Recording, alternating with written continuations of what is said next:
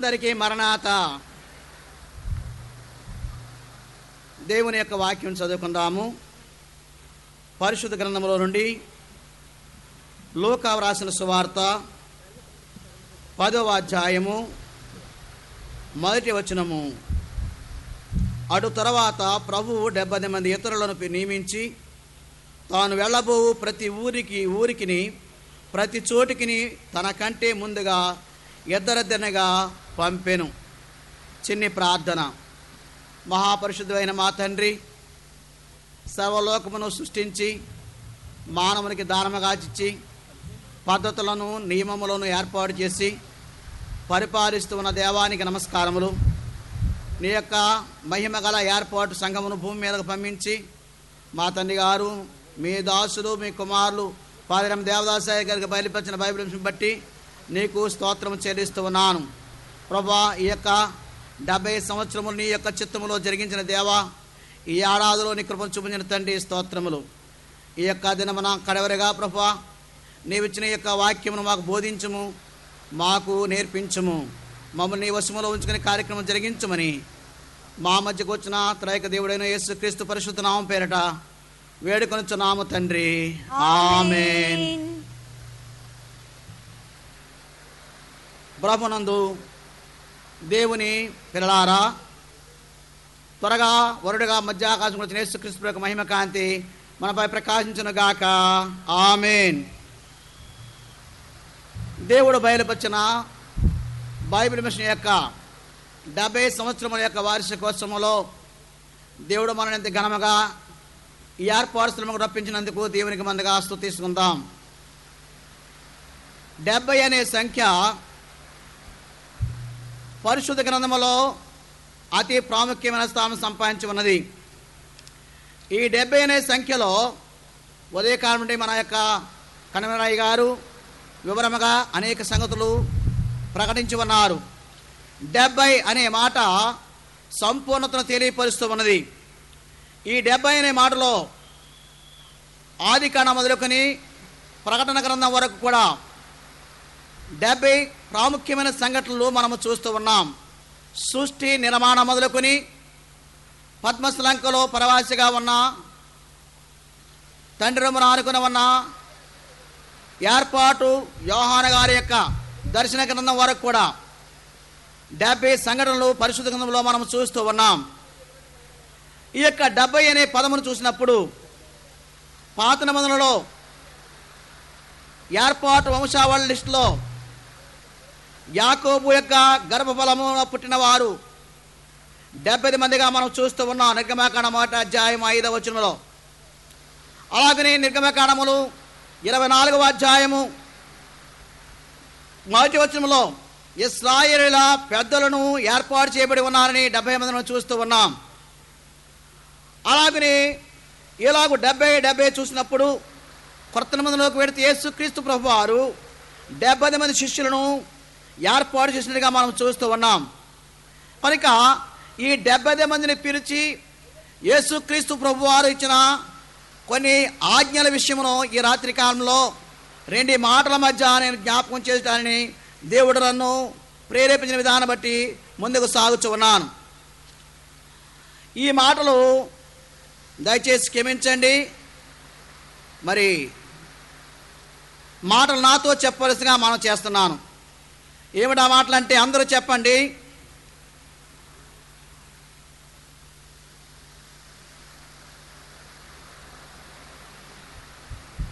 If the devil rose, the church will never shine.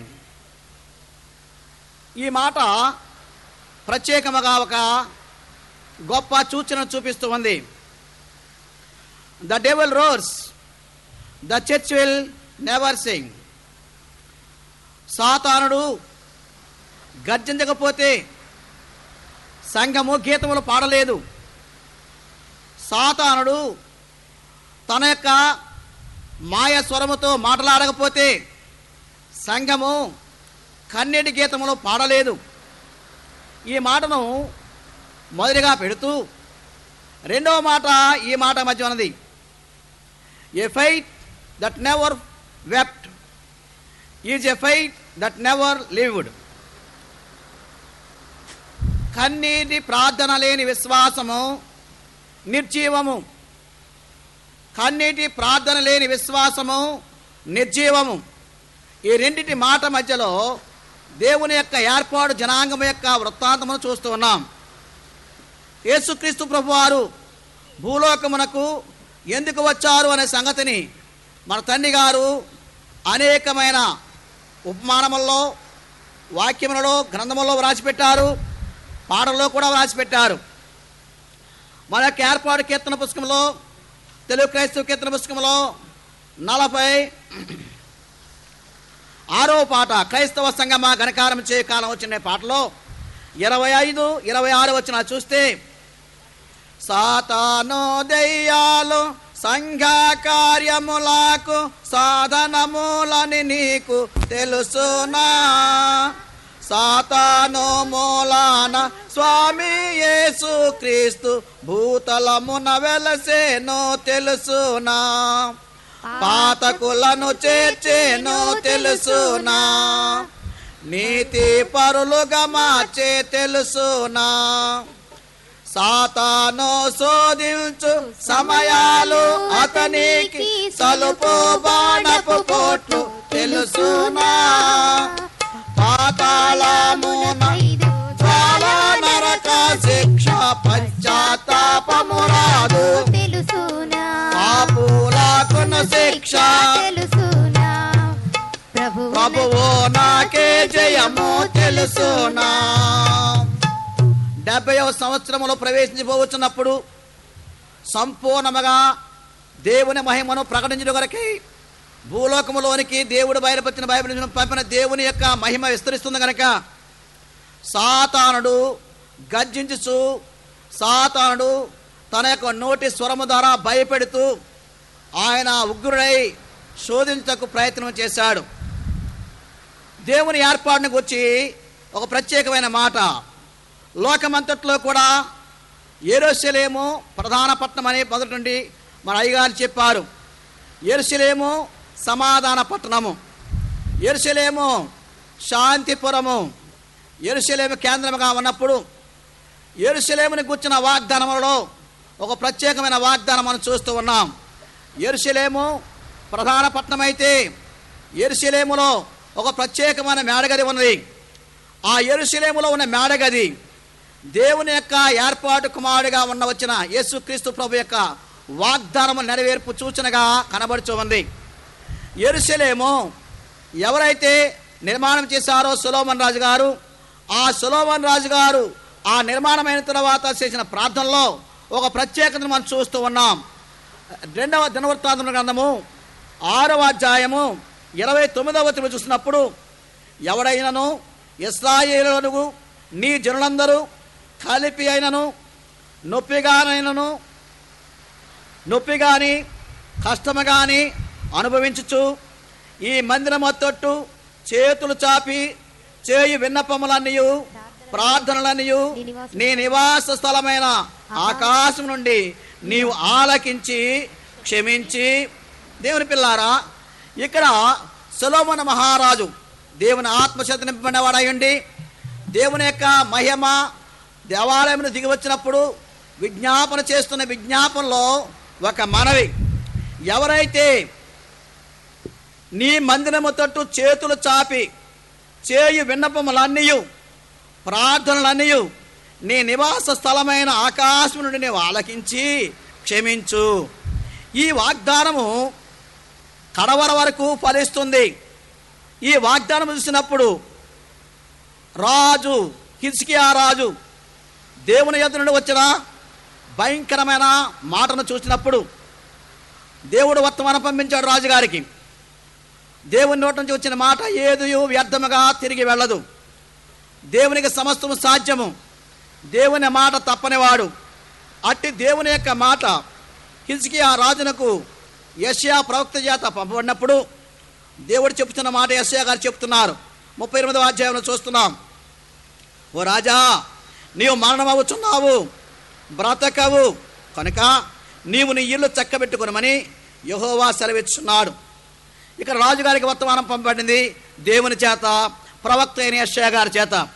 ఈ వర్తమానము రాజు అయిన హిజ్కియా విన్నప్పుడు ఆయన చేసిన పని, అతడు 2వ వచనం అండర్లైన్ చేసుకోవచ్చుది, అతడు తన ముఖమును గోడ తట్టు తిప్పుకొని అని వ్రాయబడి ఉంది. గోడ తట్టు అనగా యెరూషలేము తట్టు. ఎందుకనగా వాగ్దానం చేయబడిన, పితరులకు వాగ్దానం చేయన వాగ్దానం అన్నది, దేవా ఎవరు నీ దేవాలయం తట్టు తమ చేతులెత్తి ప్రార్థిస్తారో, మనవి చేస్తారో ఆ మనవులను ఆలకించు అని సొలొమోను గారి ద్వారా చేయబడిన దేవుని యొక్క వాగ్దానం యొక్క మాటలను అక్కడ చూస్తూ ఉన్నాం. అందుచేత రాజు అయిన హిజ్కియా గోడ తట్టు అనగానే ఆ యొక్క ఏర్పాటు చేయబడిన యెరూషలేము తట్టు తిప్పాడు. నేనంటున్నాను, లోకములో అనేకమైన పట్టణములు ఉన్నవి. దేవుడు బైబిల్ వృద్ధి చేయడం కొరకై గుంటూరు అనే మహాపట్నాన్ని ఏర్పాటు చేసి ఉన్నారు. ఈ గుంటూరు అనే మహాపట్నంలో యెరూషలేములో ఎలాగైతే మేడగది ఉందో, గుంటూరు అనే మహాపట్నమునకు వెలుపడ భాగంలో కాకాన తోట ఏర్పాటు చేశారు దేవుడు. పట్టణం గుంటూరు పట్టణము, ఏర్పాటు స్థలము, ఏర్పాటు స్వస్థశాల కాకాని తోట. ఎవరు రాలేక వారి వారి ఉత్తరం రాస్తూ, వారి వారి చీట్లు పంపుతూ, ఫోన్ చేస్తూ, ఈ తట్టు ఎవరైతే ప్రార్థన చేయమని మనవి చేస్తున్నారో వారి ప్రార్థనలన్నీ కూడా అమ్మగారు తన యొక్క ప్రార్థనా కమిటీని, ఏర్పాటు పిల్లలైన వారిని దగ్గర ఉంచి ప్రతి ఉత్తరమునకు, ప్రతి టెలిఫోన్కు, ప్రతి కబురుకు జవాబు వచ్చే వరకు విజ్ఞాపన కేంద్రముగా ఏర్పాటు చేశారు. నేనంటున్నాను, గుంటూరు యెరూషలేము ఉంటుంది. యెరూషలేములో ఉన్న మేడగది కాకాని స్వస్థశాల. కాకాని స్వస్థశాల ఎందుకంటే యెరూషలేములో ఉన్న మేడగదిలోనికి అపోస్తులైన వారు పంపబడ్డారు. అపోస్తులైన వారు ఎదురు చూస్తున్నారు. యేసుక్రీస్తు ప్రభు చెప్పిన మాట, ఈ పట్టణమును విడిచిపెట్టొద్దని, ఈ గదిలోనే ఉండమని చెప్పారు. వారు యేసుక్రీస్తు ప్రభు యొక్క మాటను తూచా తప్పకుండా ఉన్నప్పుడు ఆ గదిలోనికి పరిశుద్ధాత్మను దిగవచ్చారు. ఈ పరిశుద్ధాత్మ దిగిరాకమునిపే యేసుక్రీస్తు ప్రభు వారు తన శిష్యులతో పాటు కడాసారి విందు ఆరగించిన, విందు అనుభవించిన, విందు చేసిన, తన యొక్క ప్రథమ కుటుంబం యొక్క పాదములు కడిగిన ఏర్పాటు స్థలము మేడగది. అలాగే ఆత్మ నింపుదల కలిగిన 120 మందికి ఆత్మ దిగి వచ్చిన ఏర్పాటు స్థలం మేడగది. పిరికివాడగా ఉన్న పేతురు నిలబెట్టి ఒక్క ప్రసంగముతోనే పట్టణము లోపల ఉన్న 18 దేశాల నుంచి వచ్చిన వారిలో నుండి 3000 మంది ఆంతరంగిక ఆత్మాభిషక్తిని ఆహ్వానించింది మేడగది. ఇది చూడగా ఏర్పాటు చేయబడిన కాకాని స్వస్థశాలలోని దైవజనుక యొక్క మాట చొప్పున పనివారుల ఏర్పాటు మహాసభ జరుగుతుంది, స్త్రీల మహాసభ జరుగుతుంది, అభిషక్తుల యొక్క అభిషేక ఆరాధనలు ఇక్కడే జరుగుతున్నాయి. అందుచేత దేవుని యొక్క ఏర్పాటు స్థలము మహాపట్టణము యెరూషలేము గుంటూరు అయితే కాకాని స్వస్థశాల మేడగది. ఇది ఎప్పటికీ 70 సంవత్సరాల నుండి ఏర్పాటు చేసిన దేవుడు వృద్ధి చేస్తూ ఉన్నాడు. ఆ వృద్ధి చేస్తున్న ఆ వృద్ధిని చూడలేక, సాతానుడు ఓర్వలేక, దేవుని యొక్క చిత్తమును, దేవుని యొక్క అంతరంగంలో ఉన్న ఉద్దేశమును పాడు చేయవలనని అతడు ఒగర్చుచు గర్జించుతూ ఉన్నాడు. If the devil roars the church will never Singh. సాతాను కనుక గర్జించకపోతే సంఘము కన్నీరు కార్చి కన్నీటి గీతములు పాడలేదు. సాతాను ఎందుకు గర్జిస్తున్నాడు? సాతాను యొక్క గర్జనకు కారణం ఏమిటి అంటే వృద్ధి. దేవుని అంతరంగంలో ఏర్పాటు చేయబడిన పిల్లలైన వారు దేవుని ప్రేమను అనుభవిస్తూ ఉన్నారు. దేవుని రూపంలోనికి వచ్చుటకు ఏర్పాటు చేయబడిన స్థలం ఉన్నది కనుక ఇక్కడ తర్బీదు పాఠశాలని దైవజనుల ద్వారా ఏర్పాటు చేశారు కనుక తర్బీదు పాఠశాలలో ఉన్నవారు తర్బీదు పొందుతూ ఉన్నారు. వారు దేవుని ప్రేమలో అతకబడుచు ఉన్నారు. దేవుని పోలికలోకి రాబోతున్నారు కనుక దేవుని ప్రేమ నుండి విడిదేయవలనని తన కోరిక. ఎందుకు అతడు గర్జిస్తూ ఉన్నాడంటే వారిలో స్థిరపరచబడి బలపరచబడిన విశ్వాసమును పోగొట్టుట కొరకై యేసుక్రీస్తు ప్రభువుకున్న యేసుక్రీస్తు ప్రభువే నిజమైన రక్షకుడు నమ్మి యేసుక్రీస్తు ప్రభువే ఆ యొక్క సమస్త కార్యములకు కారకుడని యేసుక్రీస్తు ప్రభువుని బట్టి ఏర్పాటు స్థలమని ఏర్పాటు పిల్లలని ప్రపంచమంతా తెలియబడాలి కనుక అందుకని మన తండ్రి గారు రాసిన కీర్తనలో ఉంది, భూలోకమంతటికి సువార్త పోవుటకేండియా ప్రధానము, పైలోకంబు నుండి వచ్చిన బైబిల్ మిషనును ఎత్తి చూపును, మిషనును ఎత్తి చూపును, మన విచారము కూడదు నీకు, మహిమ తలంపులే కావలెను. భూలోకమంతటికి వెళ్ళాలి బైబిల్ మిషన్ కనుక కేంద్రము గుంటూరు, మేడగది కాకాని సొస్యాల.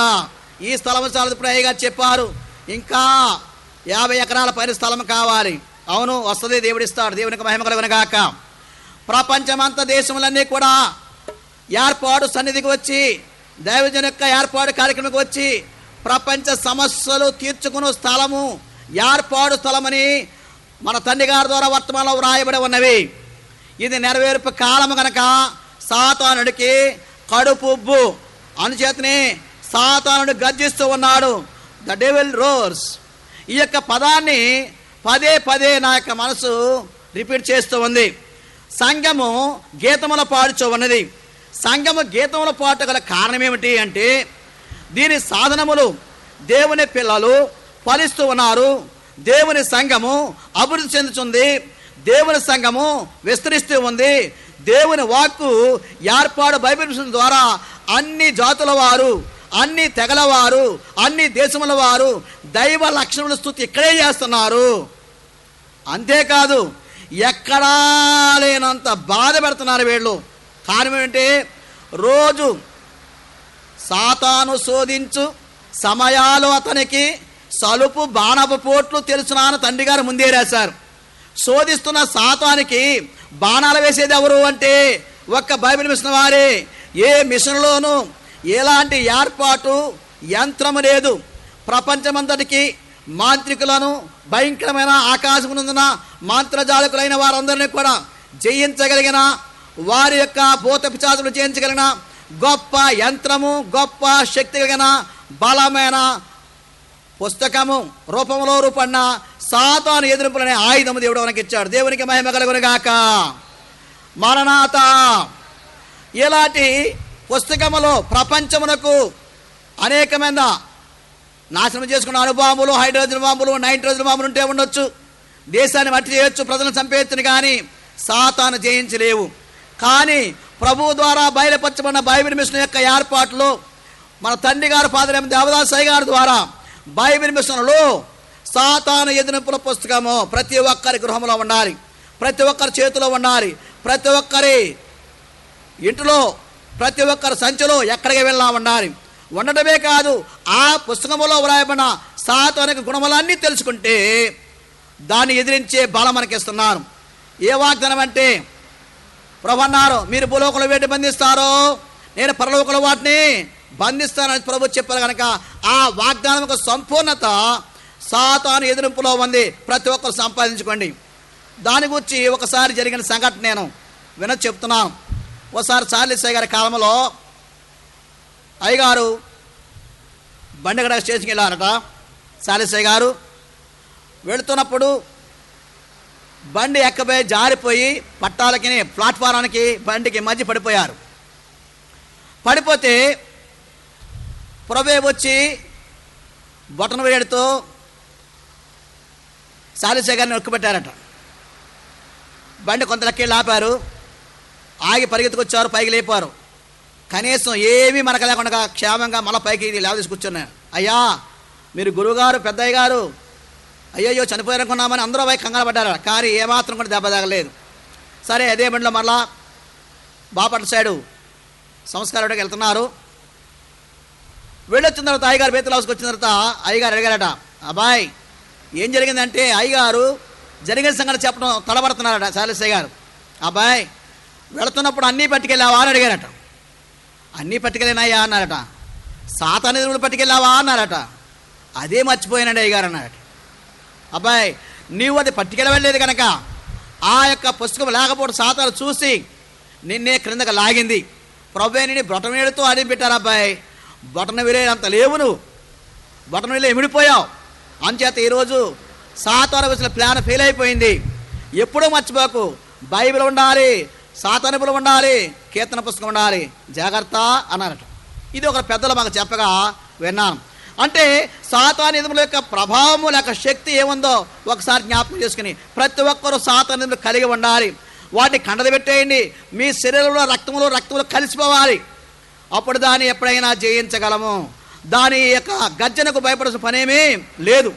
అది సాధనముగా ఉపయోగించేటప్పుడు మానవులైన వారు లేక సంఘము విశ్వాసములోను ప్రేమలోను నిరీక్షణలోను దిగిపోతుంది కనుక వారిని పాడు చేయడానికి, వారిని చెడగొట్టు వేయడానికి, వారిలోనివి పిరిగివేయడానికి సాధనములుగా ఉపయోగించుకునే కొన్ని సాధనాలు ఉన్నాయి.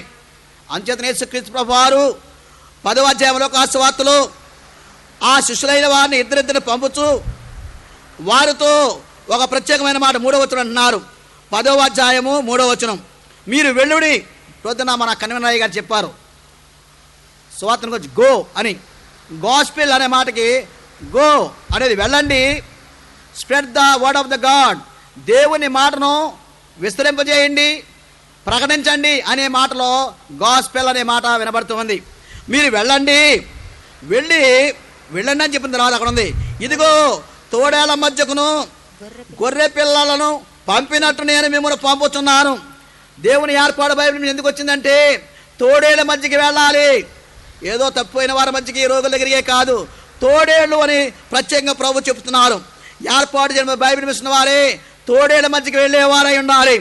కారణం ఏమనగా తోడేళ్ళు విభజించేవి, తోడేళ్ళు మందను పాడు చేసేవి, తోడేళ్ళు మందను చెదరగొట్టి లేత గొర్రె పిల్ల చూసుకుని నోట కరిచి పట్టుకుపోయి చీల్చేసే తోడేలు. కనుక లోకమును ఏర్పాటు చేసిన బైబిల్ మిషను వృద్ధి చెందుతూ ఉంది కనుక ఏర్పాటు చేయడం బైబిల్ మిషన్ వ్యాప్తి చెందుతూ ఉన్నప్పుడు సాతాను ఉపయోగించే సాధనముల్లో తోడేళ్ల వంటి వారు ఉన్నారు. రెండవది ప్రభు అంటున్నారు,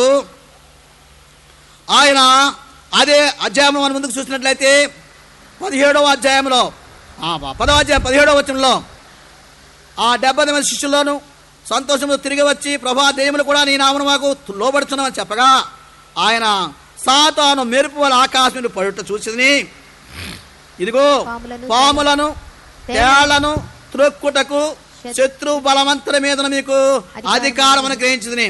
దేవునికి మహిమ కలుగును గాక. బైబిల్ మిషన్ వారికి మన తండ్రి గారు ఫాదర్ ఎం దేవదాస గారి ద్వారా దేవుని యొక్క నోటి వచ్చిన ప్రతి మాటని వ్రాతలో పెట్టి అవి మనకు అందించారు. అధికారముతో కూడిన పుస్తకములు, దైవాధికారము, రాజ్యాధికారము అయ్యగా చెప్పారు. దేవుడిచ్చిన అధికారము, దేవునికి రాజు ఇచ్చిన అధికారము, ఈ అధికారంతో కూడిన వాక్ అధికారము కూడా అన్నారు. అవి మన తండ్రి గారికి అందించినప్పుడు వ్రాతలో పెట్టి మన బుక్ స్టాల్స్ ఉన్నాయి. అవి అనేకమైన పుస్తకాలు ఉన్నాయి. వాటిలో కొన్ని మచ్చుకునే చెప్తాను. ఒకటి సాతాను దినుపులు, రెండవది వాగ్దాన మంజరి, మూడవది ప్రార్థనావళి, దైవ సాన్నిధ్యము, ప్రార్థనా మెట్లు, ఇలాంటివన్నీ అనేకమైన సాధనములు, ఆయుధములు మనకు సమకూర్చబడి ఉన్న స్థలం ఏది అంటే మేడగది. ఎందుకు ఇస్తున్నారంటే క్రైస్తవ సంఘమా ఘనకార్యములు చేయు కాలము వచ్చేను తెలుసా? ఏమన్నా మాకు తెలియదండి అన్నారు. తెలుసుకొనండి, ఘనకార్యం చేయాలి, తోడేళ్ళను తరిమి కొట్టాలి. రెండవ సాధనం ఇదిగో పాములను అనగా వంకర బోధలు బోధించేవారు, పాములనగా బొసగొట్టేవారు, వంకర బోధలు అనగా బైబిల్ మిషన్ను అపాతము చేసేవారు, వంకర బోధలు అనగా బైబిల్ మిషన్లో ఉన్న దేవుని యొక్క చిత్తమును దాని యొక్క అర్థమును గ్రహించిన వారు, వంకర బోధలు అనగా దేవుని ఏర్పాటు తప్పని బోధించేవారు, పరలోక ప్రార్థన తప్పని బోధించేవారు, దేవుడి కనబడి మాట్లాడుతుంటే నమ్మక ఇది తప్పని బోధించేవారు, పరిశుద్ధుల సహవాసమును నమ్మక అది తప్పని బోధించేవారు, దేవుడు వచ్చి మాట్లాడుతున్నారు, పరిశుద్ధులు వచ్చి మాట్లాడుతున్నారు సన్నిధులు అంటే నమ్మక ఎగతాళి చేసేవారు, వంకర బాధకు లోకంలో అనేక మంది విషయంలో అన్నారు. మరి నేను దూషించలేదు, ద్వేషించలేదు. వర్తమానం బట్టి నేను చెప్తున్న మాట ఏమిటంటే, పాముల దగ్గర చెప్పిన మాట అదే. వంకర బాధలు బైబిల్లో ఉన్న అర్థం ఒకటైతే వారికి ఇష్టం వచ్చినట్టు చెబుతున్నారు. దేవుడు కనబడి ఒకసారి మొన్న నిడదవోళ్ళు ఒక పెద్ద ఆయన నాతో మాట్లాడుతున్నారు. ఆయన బాగా మంచి స్పీకర్, రేడియో స్పీకర్ అట. బైబిల్ మిషన్ చెప్పే బాధలు చాలా తప్పు అన్నారు. ఏంటా తప్పు అంటే, ఎప్పుడో అబ్రహాం కనబడ్డాడు దేవుడు, ఎప్పుడో యేసు ప్రభు చెడిపోయాడు దేవుడు, మీ బైబిల్ మిషన్ వాళ్ళు కనబడి మాట్లాడుతున్నారు చెప్తున్నారు. అది తప్పు, నేను నమ్మను, నేను బోధించే ప్రతి చోట కూడా చెప్తున్నారు. నేను అన్నాను, అయ్యా మీరు నమ్మాల్సిన పని ఏంటి, మీరే నమ్ముతారు టైం వస్తేని. వాక్యంలో ఉంది, వాక్యం బాగా చదవన్నాను. ఎన్నో ప్రసంగాలు చేస్తే నేను నమ్మనడు, నమ్మే టైం వస్తే కంగారు పడగన్నా. కనుక ఇలాగూ అనేకమైన సంఘముల వారు ఇలాగ బోధిస్తున్నారు. వారు పాముల వంటి వారు ఎత్తిపట్టాలి. మార్కు సువార్త 16 ఉంది. నమ్మి బాప్తిసం పొందిన వారు రక్షింపబడును, నమ్మని వారికి శిక్ష విధించబడును, నమ్మిన వాని వల్ల ఈ సూచక్రియలు కనబడును లేక జరుగునని చెప్పిన మాటలో ఉంది. మీరు దెయ్యమును వెలగొడతారు, పాములను ఎత్తి పట్టుకుంటారు. దేవునికి మహిమ కలుగును గాక. క్రైస్తవ సంఘమ ఘన కార్యములు చేయు కాలము వచ్చెను తెలుసునా, క్రీస్తు ప్రభువుని క్రియల మూలంబుగా కీర్తి పొందునని తెలుసునా, కీడు నోడింతువు తెలుసునా, కిటుకు విడగొట్టెదవు తెలుసునా. కనుక బైబిల్ మిషన్ పిల్లారా, ఏర్పాటు 70 సంవత్సరంలోకి వచ్చిన దేవుని పిల్లారా, ఈ 70 సంఖ్య సంపూర్ణమైన గనక సాతానుడు ద డెవిల్ రోర్స్